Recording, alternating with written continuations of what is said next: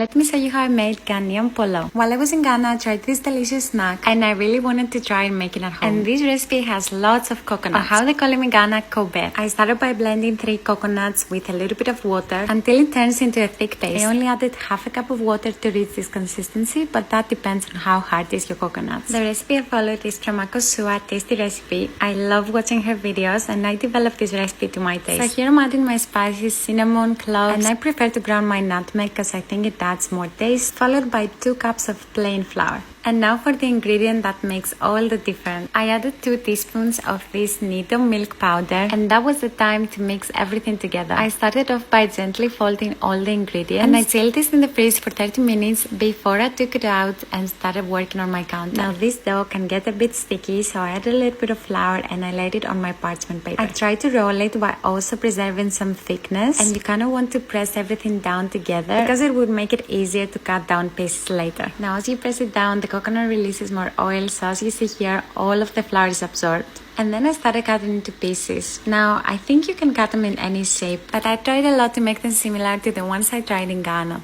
So I cut 3 rows and then I tried to shape them into small rectangulars. I'll say this recipe makes about 15 to 16 pieces. Definitely double it if you want more. And I wish I had made more because this recipe was so good, they were gone immediately. So you have to leave at least 1 each thickness. You can definitely make them thicker if you want. And that was ready to fry. I put my oil in a deep pan and that was about half a liter of vegetable oil. You can use any neutral oil of your choice. And after my oil was ready, I put them in for about 5 to 7 minutes. And you kind of want to fry them until they reach this deep gold color. Occasionally I stir them and turn them around so they can get a color from both sides. Once they look like this, you know they're ready. They're so crispy and tasty. Let me know if you like this recipe and follow for more.